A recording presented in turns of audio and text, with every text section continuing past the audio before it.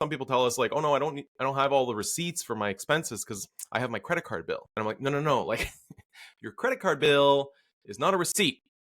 Like your credit card Exactly. bill is just like a listing of the expenses, but there needs to be like a receipt for each of those expenses. Like, and one of the examples I sometimes share is like, just because it says Esso gas station doesn't mean that it's gasoline. Like you could have gone in and gotten some Cheetos that are 50% deductible and gotten a bottle of water and a Absolutely. Gatorade and a Red Bull and whatever, and so CRA doesn't know that, right? And there's different tax consequences, and so you need to kind of like actually keep all of your receipts. And it's just such a, and people sometimes will approach and they're like, well, this is the way I've done it for the last 10 years and CRA's never argued with me. And it's like, yes, you could do whatever you want until you get audited, okay? And then like once you Yes. get audited and they start to see that you don't have any receipts, they're going to adjust your return to say you can't claim any of these expenses. And then they'll go back to the following year before and do the same thing, and again and again and again, and they'll keep going back, and then you'll be really poor because now you have all these taxes to pay. So yeah, very annoying for sure. Yeah, Um, absolutely.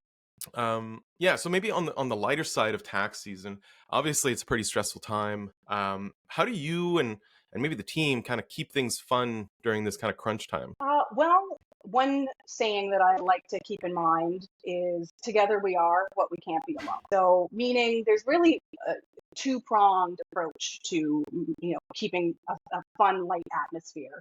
One is managing stress, and our team does a really great job of checking in with each other, of making sure everybody is okay, that the workload is manageable, and we're here to support and collaborate with each other. We're very team and people oriented to meet our deadlines. The manager is very supportive, and again, always checking in and making sure that we have the supports that we need.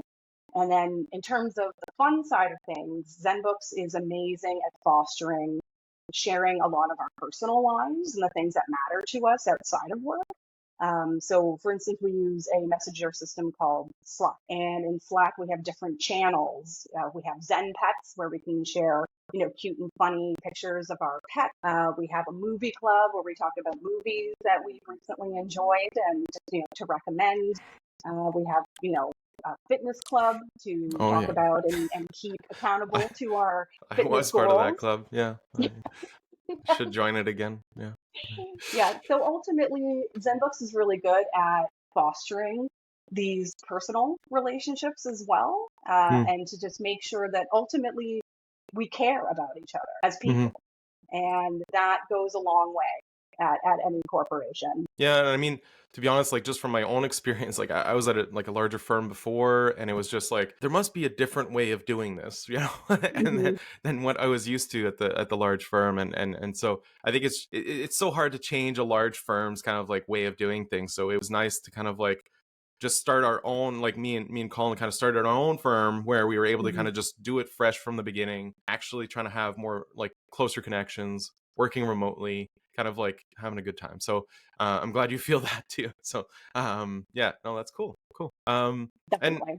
I guess like maybe even in the summertime, like what are you doing when, like, I don't know, maybe you're taking some time off or whatever, like, when you were talking about Halloween, you were talking about the some of Hmm. the things that you like to do equestrian. Tell me more about that. Yeah, Halloween is definitely a big deal to me throughout the year.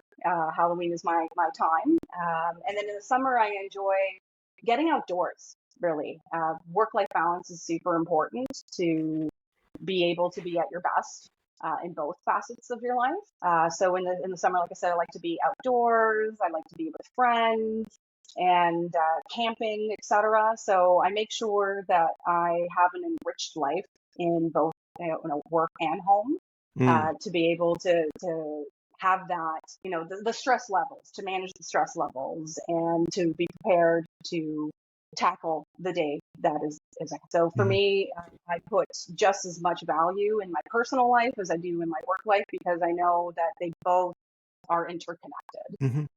No, that's fair. Cool. And I guess like within the accounting world, there's all kinds of like changing rules and whatnot. Yeah. What's one kind of like thing that small business owners should kind of pay attention to over the next couple years, maybe when it comes to like rule changes and whatnot? I think the biggest thing is the capital gains rules.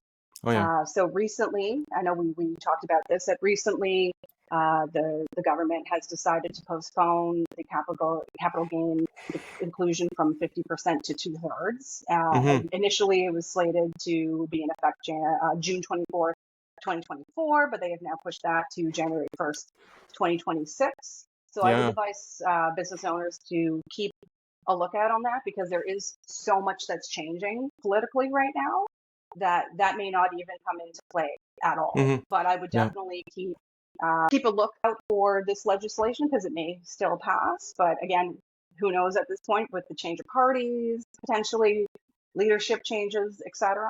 But again, I always like to say prepare for the worst and hope for the best. Yeah, no, that's fair. And I mean, truthfully, there's always going to be these kind of changes. And I mean, Yes. historically, the last like couple of years, there's been a lot of crazy changes, and just the way that the CRA and the Department of Finances have been implementing these things have been pretty wild. And now they're Hmm. postponing it. I guess from a timely perspective, like some of the candidates that are running for the Liberal Party have been saying like, well, we're going to scrap it. Some of them are saying they're going to keep it. The Conservatives are Yeah. saying they're going to scrap it. So then it's like, wait, is this even going to happen? Like, and then we've like a lot of our clients, we've been advising to actually trigger the gain Yeah. before the June deadline, and then they postpone the deadline, and we're like, how do you want us to like deal with that? Clients are paying thousands of dollars to do some rework to save some money, and then never mind, we just didn't do that rule.